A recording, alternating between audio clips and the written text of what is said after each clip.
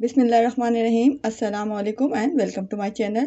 आज मैं आपके साथ शेयर करूंगी लौकी और साबूदाने की खीर की रेसिपी, जो कि खाने में बहुत ही टेस्टी और हेल्दी होती है। इस रेसिपी के लिए मैंने जो इंग्रेडिएंट्स लिए हैं उसमें मैंने लिया है 2 लीटर दूध, 2 कप चीनी, आधा पाव खोया, 3 टेबल स्पून साबूदाना, 2 अदद लौकी, पिस्ता, फूड कलर, ग्रीन कलर का मैंने फूड कलर यहाँ लिया है।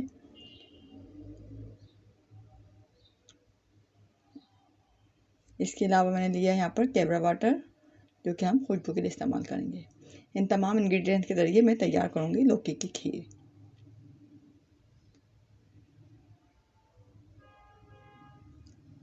अच्छा, इसके लिए सबसे पहले मैंने खीर लौकी को छीलकर उसको ग्राइंड कर लिया है। आप चाहें तो इसको कद्दूकस भी कर सकते हैं। तमाम के तमाम लौकी को हम ग्राइंड करने के बाद इसको फ्राई पैन में लेकर लो फ्लेम पर मैं इसको सॉफ्ट करूँगी कवर करके। तो ये 20 से 25 मिनट में अपने ही पानी में अच्छी सी सॉफ्ट हो जाती है।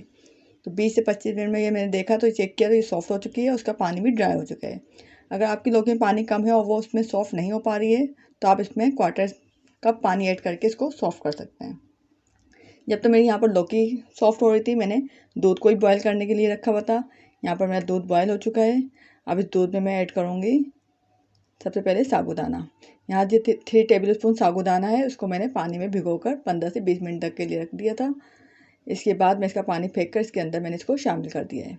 शामिल करने के बाद इसको मैं 10 मिनट तक पकाऊंगी, जब तक साबूदाना हमारा अच्छा सा इसमें गल जाएगा।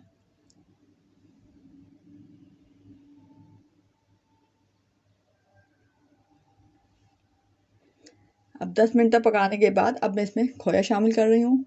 खोया डालकर भी हम इसको 5 मिनट तक पकाएंगे ताकि हमारा खोया जो इसमें मेल्ट हो जाए। जब खोया हमारा मेल्ट हो जाएगा तो इसमें मैं लौकी शामिल कर रही हूँ।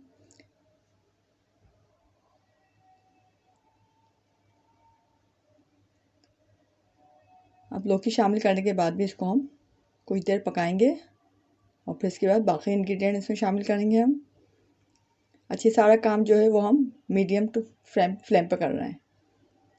अच्छे, इसके बाद मैंने पिस्ता शामिल किया है। यहाँ पर मैंने आधा पिस्ता इसमें शामिल कर दिया है। यहाँ को मैंने पिस्ते को कूट लिया है।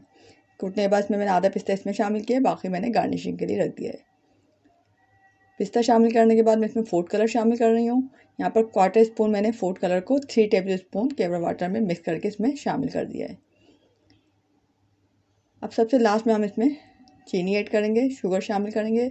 यहाँ पर मैंने 2 कप शुगर ली हुई थी, लेकिन हम इसको एक साथ ही शामिल नहीं करेंगे बल्कि थोड़ा थोड़ा करके ऐड करेंगे। जहाँ हम इसका टेस्ट अपने टेस्ट के अकॉर्डिंग आपको सही लगेगा इसका मीठा, वहीं पर आप इसको रोक दीजिएगा। हमारे यहाँ क्योंकि मीठा थोड़ा ज़्यादा इस्तेमाल किया जाता है, लिहाजा मैंने इसमें 2 कप चीनी पूरी ऐड कर दी है। आप चाहें तो इसको 1 या 1.5 कप भी ऐड कर सकते हैं।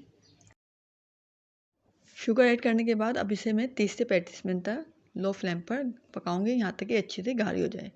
जब हमारी खीर अच्छी सी गाढ़ी हो जाएगी तो फिर इसे हम ठंडा करेंगे रूम टेम्परेचर पर और डिश आउट करके इसको पिस्ते से गार्निश कर लेंगे।